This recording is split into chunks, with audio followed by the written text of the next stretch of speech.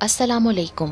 آئیے سنتے ہیں ایک خوبصورت نوجوان کا قصہ حیرت جس پر غیر مرئی مخلوق عاشق ہو گئی۔ میں اور شہریار جگری دوست ہیں۔ ہم ساتھ پڑھے اور کھیل کود کر بڑے ہوئے کیونکہ ہمارا بچپن سے ہی ایک دوسرے کے گھر آنا جانا تھا۔ میں ایک عام سی شکل و صورت کا مالک تھا، جبکہ شہریار، جسے میں پیار سے شہری بولتا تھا، بے پناہ حسین تھا۔ خدا نے اسے فرصت میں بنایا تھا۔ لڑکیاں تو لڑکیاں، لڑکے بھی اسے دیکھ کر ششدر رہ جاتے تھے۔ وہ تھا ہی ایسا حسین و جمیل۔ یہ ان دنوں کی بات ہے جب ہم اپنی تعلیم سے فارغ ہوئے تھے۔ شہری کے والد ایک اسکول میں ہیڈ ماسٹر تھے۔ ان کا گزارا اچھی طرح ہو رہا تھا۔ اس کے والد کی اچھی تربیت کا نتیجہ تھا کہ شہری نے کبھی کوئی غلط کام نہ کیا تھا۔ ایک دن شہری میرے پاس آیا اور کہنے لگا، یار میں جم جوائن کر رہا ہوں، تم بھی میرے ساتھ ہی لگ جاؤ، دونوں ساتھ آیا جایا کریں گے۔ میں نے اس سے کہا، یار مجھے اس کام میں کوئی دلچسپی نہیں ہے، اس لیے میری طرف سے معذرت ہے۔ اصل بات یہ تھی کہ ان دنوں میرے گھر کے مالی حالات اچھے نہ تھے۔ میں اسے بتانا نہیں چاہتا تھا، اس لیے کسی طرح میں نے اسے ٹال دیا۔ شہری باقاعدگی سے جم جانے لگا تھا، جبکہ میں ٹیوشن پڑھانے میں مصروف ہو گیا۔ ہم دونوں فارغ ہو کر ڈھیر ساری باتیں کیا کرتے تھے۔ باقاعدگی سے جم جانے کی وجہ سے شہری کی باڈی شیپ اور زیادہ خوبصورت ہوتی جا رہی تھی۔ ایک روز میں نے اسے کہا، یار شہری، تو ہر روز اپنی نظر اتار لیا کر، کہیں خدا نہ خواستہ تجھے میری ہی نہ نظر لگ جائے۔ اس بات پر وہ زور سے ہنستے ہوئے بولا، یار میں ان چیزوں کو نہیں مانتا۔ اکثر ایسا ہوتا کہ ہم بازار جاتے یا کسی رستے پر جا رہے ہوتے تو لڑکیاں شہریار کو مڑ مڑ کر دیکھا کرتیں، مگر شہری کوئی رسپانس نہیں دیتا، بس اپنے کام سے کام رکھتا۔ یہ اس کے والدین کی تربیت کا ہی نتیجہ تھا کہ اس نے کسی لڑکی کی طرف آنکھ اٹھا کر بھی نہیں دیکھا تھا۔ جب شہری کا جم والا کورس مکمل ہو گیا تو اس نے خود اپنا ذاتی جم سینٹر کھولنے کا ارادہ کیا، کیونکہ ہمارے علاقے میں کوئی جم نہیں تھا اور شہری کو بھی یہ کورس کافی دور علاقے میں جا کر کرنا پڑا تھا۔ ہمارے علاقے میں ایسے بہت سے لڑکے تھے جو یہ شوق رکھتے تھے، مگر اپنی کنوینئنس نہ ہونے کی وجہ سے بیچارے اپنے اس شوق کو دل میں ہی لیے بیٹھے تھے۔ شہری نے جم سینٹر کے ماسٹر سے اس سلسلے میں بات کی تو انہوں نے شہری کا ہر طرح ساتھ دیا۔ اس طرح شہری نے اپنے ماسٹر کی مدد سے علاقے میں جم سینٹر کھول لیا، اور پھر رفتہ رفتہ اس کے جم سینٹر نے اتنی ترقی کی کہ دور دراز سے لڑکے آنے لگے تھے۔ اور پھر یہ ہوا کہ دن دگنی رات چگنی ترقی کرنے اور جم سینٹر میں مصروف رہنے کی وجہ سے شہری اب مجھ سے کم ہی مل پاتا تھا۔ میں اکثر سوچا کرتا تھا کہ شاید شہری مغرور ہو گیا ہے۔ ظاہر ہے اللہ تعالیٰ نے اسے ہر معاملے میں دل کھول کر نوازا ہے، غرور تو آنا ہی ہے۔ پھر میں اپنے خیالات کو فوراً ہی اپنے ذہن سے جھٹک دیا کرتا کہ میرا دوست شہری ایسا نہیں ہو سکتا۔ جب میں اپنے یہ خیالات شہری کے سامنے رکھتا تو وہ خوب ہنستا اور کہتا، یار دنیا ادھر کی ادھر ہو جائے گی مگر میں نہیں بدل سکتا۔ مجھے کچھ دنوں سے ایسا محسوس ہونے لگا کہ شہری کئی دنوں سے کچھ بجھا بجھا سا رہنے لگا ہے۔ وہ میری بات کا ٹھیک سے جواب بھی نہیں دیتا اور کسی نہ کسی کام کا بہانہ بنا کر میرے پاس سے اٹھ جایا کرتا ہے۔ اس کا یہ رویہ میرے لیے کافی تکلیف دے رہا تھا۔ اس کے اس رویے سے دل برداشتہ ہو کر میں نے بھی اس سے ملنا جلنا کم کر دیا، مگر اس کے باوجود میں شہری کو ہر دم یاد رکھتا تھا۔ ایک دن میری ٹیوشن کے بچوں کی چھٹی تھی، میں نے سوچا شہری سے ملا جائے۔ یہ سوچ کر میں اس کے جم سینٹر روانہ ہو گیا۔ جم پہنچا تو دیکھا شہری خاصا مصروف ہے۔ جب وہ فارغ ہو کر آیا تو ہم نے کافی دیر باتیں کی، پھر آنے کا کہہ کر میں اپنے گھر آ گیا۔ شہری سے ملنے کے بعد میں اور زیادہ پریشان ہو گیا، کیونکہ شہری کا رویہ مجھے کچھ بہت ہی عجیب لگ رہا تھا۔ میرے پوچھنے پر اس نے بہانہ بنا کر ٹال دیا۔ بچوں کے پیپرز ہونے والے تھے، اس لیے میں اس میں مصروف ہو گیا اور شہری کی طرف جانا بالکل ختم ہو گیا اور نہ وہ خود مجھ سے ملنے آیا۔ ایک دن میں بچوں کو ٹیوشن دے کے فارغ ہوا تو شہری کا چھوٹا بھائی فیضی مجھے بلانے آ گیا کہ اس کی والدہ نے بلایا تھا۔ میں اپنی امی کو بتا کر اس کے ساتھ چلا گیا۔ شہری کی امی نے سلام کے جواب کے ساتھ ہی میرے سر پر شفقت سے ہاتھ پھیرا۔ پھر اس کے والدین مجھے الگ کمرے میں لے آئے، مجھے صوفے پر بیٹھنے کا اشارہ کیا اور خود بھی میرے ساتھ آ کر بیٹھ گئے۔ کچھ دیر خاموش رہنے کے بعد اس کے ابو بولے، بیٹا تم میرے لیے شہری جیسے ہو، میں نے کبھی تمہیں غیر نہیں سمجھا اور یقیناً تم بھی خود کو اس گھر کا فرد ہی محسوس کرتے ہوگے۔ میں تم سے جو کچھ پوچھوں گا مجھے بالکل سچ سچ بتانا۔ ہم شہری کی طرف سے بہت پریشان ہیں، اس کی دن بدن گرتی صحت اور گھر والوں سے کترانا، نہ جانے اسے کیا ہو گیا ہے، ہمیں تو کچھ بتاتا ہی نہیں ہے۔ تم شہری کے قریبی دوست ہو، تم بتاؤ کہ کہیں کسی لڑکی وڑکی کا تو چکر نہیں ہے؟ کیا شہری کوئی ڈرگس تو نہیں لیتا؟ اگر کسی لڑکی کا چکر ہے تو کون ہے وہ لڑکی؟ تم تو جانتے ہوگے نا، یا پھر اگر کوئی دوسری بات ہے تو وہ بھی بتاؤ۔ ان دونوں کی پریشانی دیکھ کر حقیقت میں تو خود بھی پریشان ہو گیا تھا۔ میرا شہری پہلے تو ایسا نہیں تھا، وہ تو ہر بات مجھ سے شیئر کیا کرتا تھا، پھر اب پتہ نہیں کیوں اتنا بدل گیا ہے۔ یقین کرو بیٹا، اگر کسی لڑکی کا چکر ہے تو میں اپنے بیٹے کی خوشی کی خاطر اسے بھی قبول کر لوں گی، اس کا بیک گراؤنڈ اور نہ ہی خاندان دیکھوں گی، مگر وہ مجھے بتائے تو صحیح۔ اگر کوئی اور بات ہے تو اپنے والد سے کہے، شہری میں تو ان کی جان ہے، وہ کیسے اس کی بات کو رد کر دیں گے؟ شہری کی امی بڑے ہی دکھ سے بول رہی تھی۔ میں تو خود اس بارے میں کچھ نہیں جانتا آنٹی، شہری کا رویہ تو میرے لیے بھی بہت تکلیف دہ ہے۔ میں سمجھتا تھا کہ وہ دن بدن ترقی کرتے جم سینٹر کی وجہ سے مغرور ہو گیا ہے، اس لیے وہ مجھے کسی خاطر میں نہیں لا رہا، مگر گھر میں بھی اس کا یہی رویہ ہے تو یقیناً کوئی بات ضرور ہے۔ شہری اس وقت کہاں ہے؟ میرے اس سوال کے جواب میں شہری کی امی نے بتایا کہ وہ اپنے کمرے میں ہے۔ میں ان سے اجازت لے کر شہری کے کمرے کی طرف بڑھ گیا۔ جب میں شہری کے کمرے میں آیا تو دروازہ کھلا ہوا تھا اور وہ بیڈ پر خاموش لیٹا چھت کو گھور رہا تھا۔ میں نے اسے سلام کیا تو اس نے کوئی جواب نہ دیا۔ میں اس کے قریب گیا اور اس سے پوچھا، یار کیا حال بنا رکھا ہے تو نے اپنا؟ اس نے مڑ کر میری طرف دیکھا اور اٹھنے کی کوشش کرنے لگا، مگر اس میں اتنی کمزوری آ چکی تھی کہ اس سے اٹھا بھی نہ گیا۔ میں اس کی یہ حالت دیکھ کر آبدیدہ ہو گیا۔ یہ وہ شہری تو نہ تھا جس کی خوبصورتی پر لوگ فدا تھے، اب وہ ایک عجیب سی بے بسی اور لاچاری کی تصویر بنا ہوا تھا۔ اس کی یہ حالت مجھ سے دیکھی نہ گئی اور میں گھر واپس آ گیا۔ اس کے بعد 2-3 دن بہت مصروف گزرے۔ میں شہری سے پھر ملنا چاہتا تھا مگر ٹائم نہیں مل رہا تھا۔ اس روز چھٹی کا دن تھا، میں گھر پر ٹی وی کے آگے بیٹھا تھا کہ اتنے میں شہری کا چھوٹا بھائی پھر مجھ سے ملنے آ گیا اور کہنے لگا، بھائی آپ کو امی نے بلایا ہے، اگر آپ فارغ ہیں تو ابھی میرے ساتھ چلیں۔ اس لیے شہری کے چھوٹے بھائی کے ساتھ جانے سے پہلے اپنی امی کو بتا کر میں شہری کے گھر آ گیا۔ اس کی والدہ مجھے اندر لے گئیں، پھر شہری کی موجودہ حالت کے بارے میں بتاتے ہوئے کہا، بیٹا نہ جانے میرے شہری کو کس کی نظر لگ گئی ہے، اب تو وہ بالکل بستر کا ہو کر رہ گیا ہے۔ ڈاکٹروں کو تو دکھایا ہے مگر اس کا مرض کسی کی سمجھ میں نہیں آ رہا، ہم اس سے پوچھتے ہیں تو وہ ہمیں کچھ نہیں بتاتا۔ بیٹا تم ایک بار پھر کوشش کر کے دیکھو۔ شہری کی والدہ مجھ سے التجا کر رہی تھی۔ آنٹی آپ فکر نہ کریں، بس اللہ تعالیٰ سے اچھی امید رکھیں۔ یہ کہہ کر میں شہری کے کمرے میں آیا۔ اسے دیکھ کر مجھے ایک دھچکا سا لگا۔ شہری کی بہت بری حالت تھی، مجھے اپنے سامنے دیکھ کر وہ رونے لگا۔ اس کے تو رونے سے میں بھی پریشان ہو گیا۔ میں فوراً اس کے قریب پہنچا۔ حوصلہ کرو اور مجھے بتاؤ یار کہ آخر یہ سب کیا ہے؟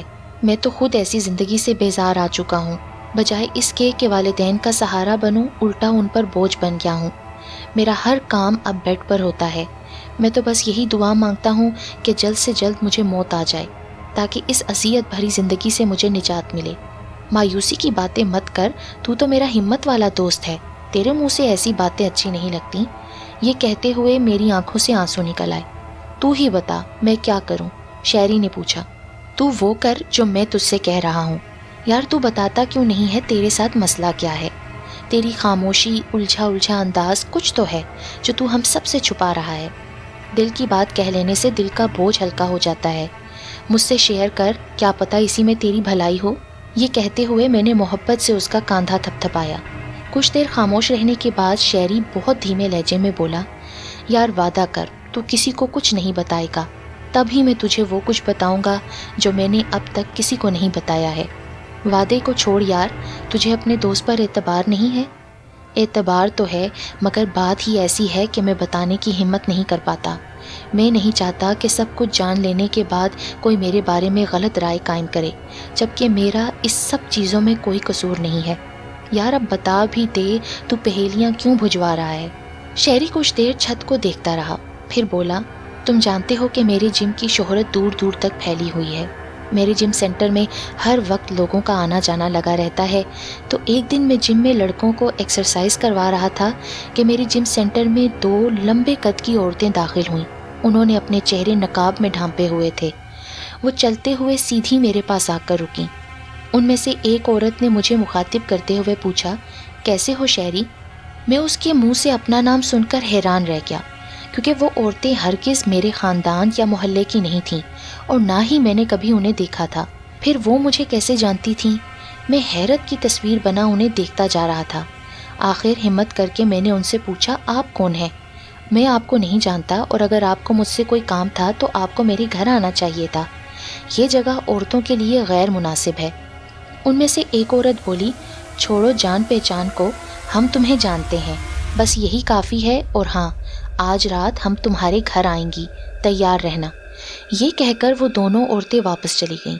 میں ان کو جاتا دیکھتا رہا اور سوچتا رہا، یہ کون عورتیں تھیں اور مجھے کیسے جانتی ہیں، اور مجھ سے انہیں کیا کام ہو سکتا ہے؟ کافی دیر تک سوچنے کے بعد میں نے ان کا خیال ذہن سے یہ سوچ کر جھٹک دیا کہ گھر آئیں گی تو ان سے تفصیل سے پوچھوں گا۔ جب میں جم سے گھر آ گیا تو ان دونوں عورتوں کا خیال میرے ذہن سے نکل چکا تھا۔ میرا روز کا معمول تھا کہ کھانے سے فارغ ہو کر اپنے کمرے میں چہل قدمی کرتا اور ٹی وی دیکھتا تھا۔ جم سے آنے کے بعد مجھے کافی تھکن ہو جایا کرتی تھی، اس لیے جلدی ہی سو جایا کرتا تھا۔ اس رات بھی میں گہری نیند سو رہا تھا کہ اچانک میری آنکھ نہ جانے کس احساس سے کھل گئی۔ میں نے ادھر ادھر نظریں دوڑائیں تو دیکھا وہ دونوں عورتیں میرے دائیں اور بائیں کھڑی تھیں۔ اس وقت ان کے چہرے نقاب سے آزاد تھے۔ ان کے چہرے کے خد و خال عجیب ڈرونے سے تھے، جنہیں دیکھ کر مجھے خوف سا محسوس ہو رہا تھا۔ خوف کی ایک وجہ یہ بھی تھی کہ دروازہ اندر سے بند تھا، پھر یہ کمرے میں کیسے داخل ہو گئیں؟ جب میں نے اس بات کا اظہار ان سے کیا تو ایک عورت بولی، ہم کہیں بھی آ جا سکتے ہیں، اس کے لیے ہمیں کسی کی اجازت کی ضرورت نہیں ہے، اور تم سے ملنے کے لیے دیکھو، ہم نے کہا تھا نا آئیں گی، تو دیکھو ہم آ گئے ہیں، آؤ اب دیر مت کرو۔ یہ کہہ کر وہ عورت میری طرف بڑھی۔ اس سے پہلے کہ میں کچھ سمجھ پاتا، اس نے وہ نازیبا حرکات میرے ساتھ کرنا شروع کر دیں جس کا بتاتے ہوئے بھی مجھے شرم آتی ہے۔ اس عورت کے بعد دوسری عورت نے بھی میرے ساتھ وہی حرکتیں کیں، اور کافی دیر تک شیطانی کھیل کھیلنے کے بعد وہ دونوں عورتیں یہ کہہ کر غائب ہو گئیں کہ کل ہم پھر آئیں گے، تیار رہنا۔ یہ کہہ کر دونوں میری نظروں کے سامنے سے غائب ہو گئیں۔ ان کے جانے کے بعد میں نے اٹھنے کی کوشش کی تو مجھے اپنے اعصاب پر کنٹرول نہ تھا۔ میرا پورا جسم بری طرح لرز اور دکھ رہا تھا۔ کچھ دیر بعد فجر کی اذانوں کی آواز سن کر میں ہمت کر کے اٹھا، وضو کرنے کے بعد نماز ادا کی، اللہ سے اپنے ناکردہ گناہ کی معافی مانگی۔ نماز ادا کر کے میں بستر پر لیٹ گیا۔ میری آنکھ ایسی لگی کہ دن چڑھے تک سوتا رہا۔ امی کے جگانے پر میری آنکھ کھلی۔ میں جلدی سے اٹھا، فریش ہو کر ناشتہ کیا۔ اب میں کافی بہتر محسوس کر رہا تھا۔ دن گزرنے کا پتہ ہی نہ چلا۔ رات کو جب میں اپنے کمرے میں آنے لگا تو کل کا منظر میری نظروں میں گھوم گیا، جسے یاد کر کے مجھے گھبراہٹ سی ہونے لگی۔ پھر میں نے اپنے دل کو خود ہی تسلی دی کہ پریشان ہونے کی بجائے مجھے ان کو ان کے ارادوں سے باز رکھنا ہے۔ اس کے لیے مجھے ہمت سے کام لینا ہوگا۔ یہ سوچتے سوچتے میری آنکھ لگ گئی۔ رات کو نہ جانے کون سے پہر وہ دونوں عورتیں پھر نمودار ہوئیں، اور سوئی ہوئی حالت میں ہی انہوں نے میرے ساتھ نازیبا حرکتیں کرنا شروع کر دیں، جس وجہ سے میری آنکھ کھل گئی اور میں ان کی گرفت میں بری طرح مچل رہا تھا۔ مگر وہ نہ جانے کیسی فولادی قسم کی عورتیں تھیں کہ باوجود مرد ہونے کے میں ان پر قابو نہیں پا سکا۔ پھر اچانک وہ میری نظروں کے سامنے سے غائب ہو گئیں۔ ان کے جانے کے بعد میں نے اٹھنے کی کوشش کی تو مجھ سے اٹھا نہیں جا رہا تھا۔ میرا جسم پھوڑے کی طرح دکھ رہا تھا۔ میں تو ایسا زوردار انسان تھا کہ عام مرد مجھ سے الجھنے کی غلطی نہ کرتا تھا۔ پھر میں ان عورتوں سے کیوں پسپا ہو گیا تھا، اور پھر اکثر ایسا ہونے لگا۔ وہ دونوں عورتیں بے دھڑک میرے کمرے میں آتیں، رات بھر گھنونا کھیل کھیل کر غائب ہو جاتیں۔ میں چاہ کر بھی ان کا کچھ بگاڑ نہیں پاتا تھا۔ وہ انتہائی طاقتور عورتیں تھیں، جبکہ میری تمام قوتیں نہ جانے کہاں چلی جاتی تھیں کہ میں ان کے آگے بالکل بے بس ہو کر رہ جاتا تھا۔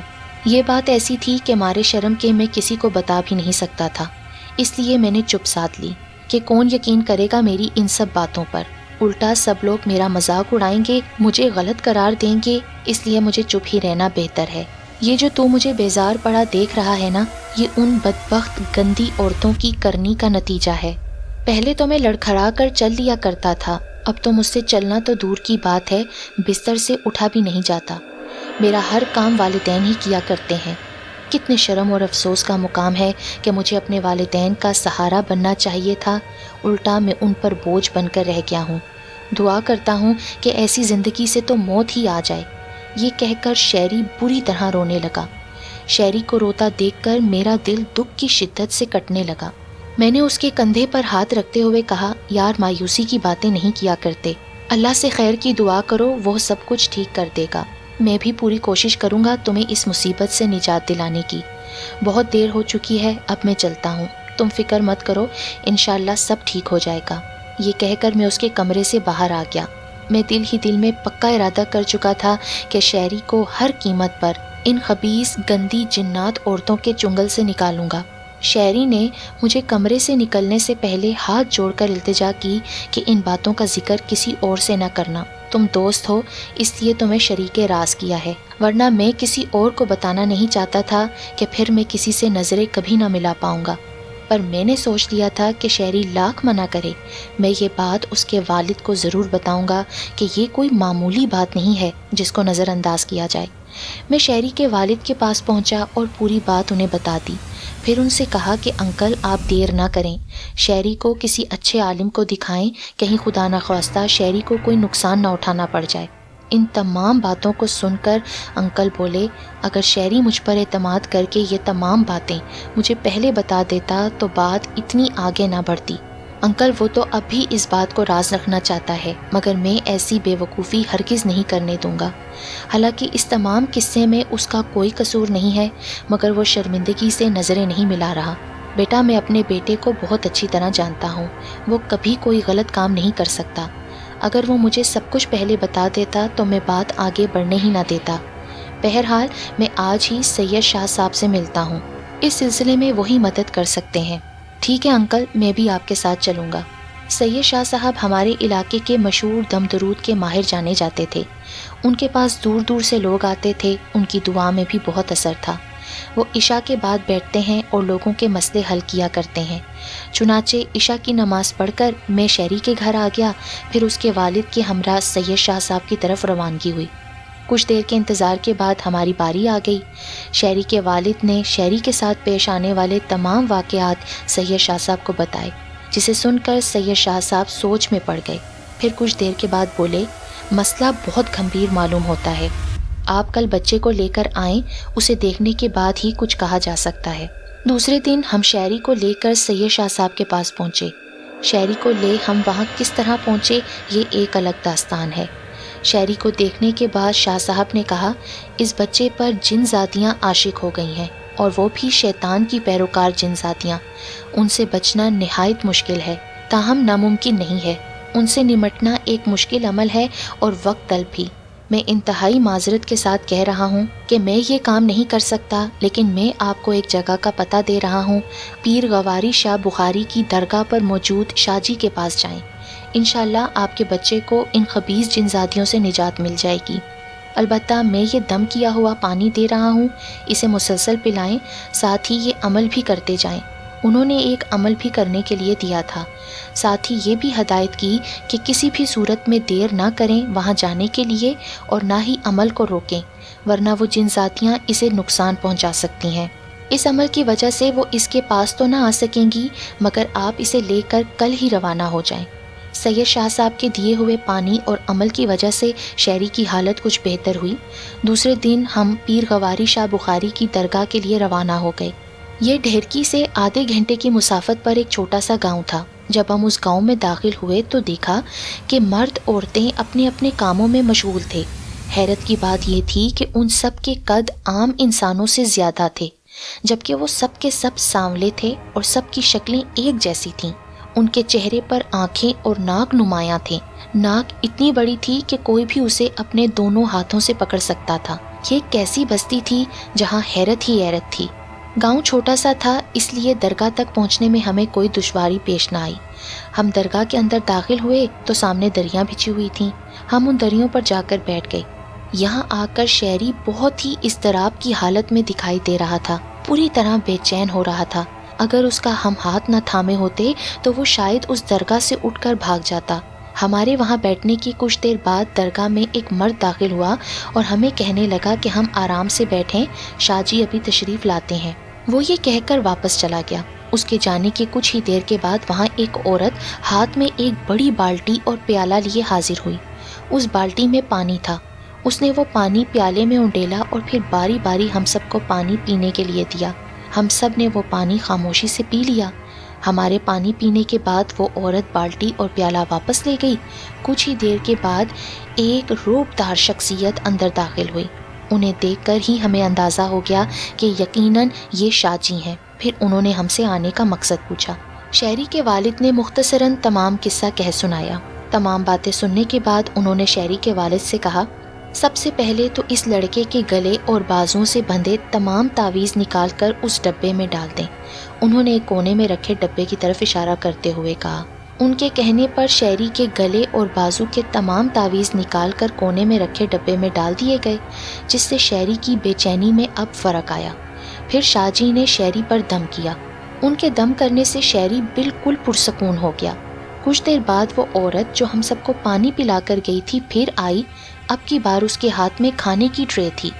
اس نے پہلے دسترخوان بچھایا، پھر اس پر کھانا چن دیا اور واپس چلی گئی۔ اس کے جانے کے بعد شاہ جی نے ہمیں کھانے کا اشارہ کرتے ہوئے کہا، آپ لوگ ہمارے مہمان ہیں اور ہمارے یہاں مہمان نوازی کا رواج ہے، دیر نہ کریں، آ جائیں۔ ہم کھانے کے لیے دسترخوان کے قریب آ گئے۔ کھانے سے فارغ ہوئے تو شاہ صاحب نے ایک دم کی ہوئی پانی کی بوتل دیتے ہوئے کہا، اس پانی کو بلا ناغہ اس بچے کو پلانا ہے۔ اگر پانی ختم ہونے لگے تو اس میں دوسرا پانی ڈال لیں۔ اس طرح اگلے منگل تک اس پانی کو پلانا ہے۔ منگل کو جب آئیں تو اس بوتل کو اپنے ہمراہ لانا نہ بھولیں۔ ہم نے شاہ جی کا شکریہ ادا کیا، سلام کر کے درگاہ سے باہر آ گئے، گاڑی میں سوار ہو کر گھر کا راستہ لیا۔ اگلے منگل کو ہم پھر غواری شاہ صاحب کی درگاہ پر پہنچے۔ گزشتہ منگل سے اب تک شہری کی حالت میں نمایاں فرق آیا تھا۔ اب وہ بیڈ پر سے خود بیٹھنے کے قابل ہو گیا تھا۔ اس بار بھی جب ہم درگاہ پر پہنچے تو حسب روایت پہلے پانی کی بالٹی اور پیالہ لایا گیا، پھر اس نے دسترخوان لگایا اور پھر وہاں سے وہ عورت چلی گئی۔ شاہ جی نے ہمیں کھانا کھانے کو کہا۔ ہم میں سے کسی میں بھی یہ جرت نہ تھی کہ ہم کھانا کھانے سے انکار کرتے، لہٰذا سب نے انتہائی خاموشی سے کھانا کھایا۔ کھانے سے فارغ ہوئے تو عورت آئی، دسترخوان سمیٹ کر چلی گئی۔ شاہ جی نے شہری پر دم کیا اور اسی بوتل میں دوسرا پانی دم کر کے دیا اور پھر کہنے لگے، 7 منگل تک آنا ہے، انشاءاللہ تعالیٰ آپ کا بیٹا اللہ کے فضل سے ٹھیک ہو جائے گا۔ پانی ختم ہو جائے تو دوسرا پانی ڈال لیا جائے۔ اس کے بعد ہم لوگوں نے اجازت چاہی، گاڑی کے ذریعے گھر آ گئے۔ علاج کے دوران ایک بار بھی وہ خبیث اور گندی جن ذاتیاں شہری کے پاس پھر نہ آ سکیں، جس کی وجہ سے شہری تیزی سے بہتر ہوتا جا رہا تھا۔ اور ایک وقت یہ آیا کہ شہری اپنے پیروں پر کھڑا ہونے لگا، اور یہ سب اللہ کے کرم کی وجہ سے ہوا تھا۔ ہم باقاعدگی سے ہر منگل کو اس درگاہ میں جاتے، ہر بار وہی عورت سب سے پہلے پانی لاتی، پھر کچھ دیر بعد کھانا پروستی، اور اتنے دنوں ہم وہاں جا رہے تھے، مگر اس دوران میں اس عورت نے کسی کی طرف آنکھ اٹھا کر بھی نہ دیکھا تھا اور نہ ہی کسی سے مخاطب ہوئی تھی۔ بہرحال ہمیں ان سے کیا لینا دینا تھا، ہمارے لیے اتنا ہی کافی تھا کہ وہ ہمارے کام آ رہے تھے۔ بالآخر 7واں منگل آ پہنچا۔ اس دوران شہری بالکل ٹھیک ہو چکا تھا۔ ہم شہری کو لے کر درگاہ پہنچے۔ حسب معمول پہلے ہمارا پانی پھر کھانے سے توازی کی گئی۔ کچھ دیر بعد شاہ جی کی آمد ہوئی۔ انہوں نے شہری پر دم کیا، پھر دم کی ہوئی پانی کی بوتل دیتے ہوئے کہا، آپ کا بیٹا اللہ کے فضل و کرم سے ٹھیک ہو گیا ہے۔ اب وہ دونوں خبیث شیطان جن ذاتیاں کبھی اسے تنگ نہیں کریں گی، لیکن اب آپ کو ایک کام کرنا ہوگا کہ یہ لڑکا جو جم سینٹر چلاتا ہے، وہ جم سینٹر اس کو چھوڑنا پڑے گا۔ آپ لوگوں کے ذہنوں میں اب یہ سوالات اٹھیں گے کہ شہری کی طبیعت کا اس جم سینٹر سے کیا تعلق ہے، تو میں مختصراً آپ کو بتاتا ہوں کہ اس جم سینٹر سے پہلے وہاں جو گھر تھا وہ جنات کے قبضے میں تھا۔ حالانکہ آپ لوگوں نے اجازت سے اس جم سینٹر کی تعمیر کرائی تھی، مگر جو وہ جنات تھے اس جگہ سے جانے کے لیے تیار نہیں تھے، اس لیے نتیجہ آپ لوگوں کے سامنے ہے۔ بہرحال جو ہوا اس قصے کو چھوڑیں اور اللہ کا شکر ادا کریں کہ آپ کا بیٹا ان خبیثوں کے چنگل سے آزاد ہو چکا ہے، اور آئندہ وہ کبھی پھر اس کو ستانے کی جرت نہ کریں گی۔ لیکن اب یہ لڑکا اس جم سینٹر کی طرف کبھی بھول کر بھی رخ نہ کرے، یہی اس کے حق میں بہتر ہوگا۔ ہم نے ان سے اجازت چاہی تو وہ کہنے لگے، آپ کے بیٹے کو مزید علاج کی ضرورت نہیں ہے، اس لیے اب آپ نے یہاں نہیں آنا۔ اگر بہت کوئی ضروری کام ہوا تب آیا جا سکتا ہے، ورنہ یہاں کا دوبارہ رخ نہ کرنا۔ ان کی شخصیت کا روب ایسا تھا کہ ہم میں سے کوئی بھی کیوں کا سوال نہ کر سکا، اور ہاں میں سر ہلا کر ہم سب وہاں سے گھر آ گئے۔ اب شہری بالکل ٹھیک ہے، اس نے اپنے تمام پرانے شوق چھوڑ دیے ہیں، اس کی صحت اب پہلے جیسی نہیں رہی اور نہ ہی وہ پہلے جیسا حسین رہا ہے۔ اب اسے کوئی بھی دیکھ کر یہ نہیں کہہ سکتا کہ یہ کبھی خوبصورت بھی رہا ہوگا، کہ لوگوں کی توجہ کا مرکز بنتا ہوگا۔ دوسری طرف شہری اپنے ماضی کو دہرانا بھی نہیں چاہتا، جبکہ مجھے اس کا ماضی بھی یاد ہے، اور وہ عجیب و غریب گاؤں بھی، جہاں چاہنے کے باوجود ہم میں سے کسی نے بھی دوبارہ اس کا رخ نہیں کیا۔ کیا پتہ آپ کو یہ کہانی سچ نہ لگے، لیکن یہ بالکل ناقابل یقین سچی کہانی ہے۔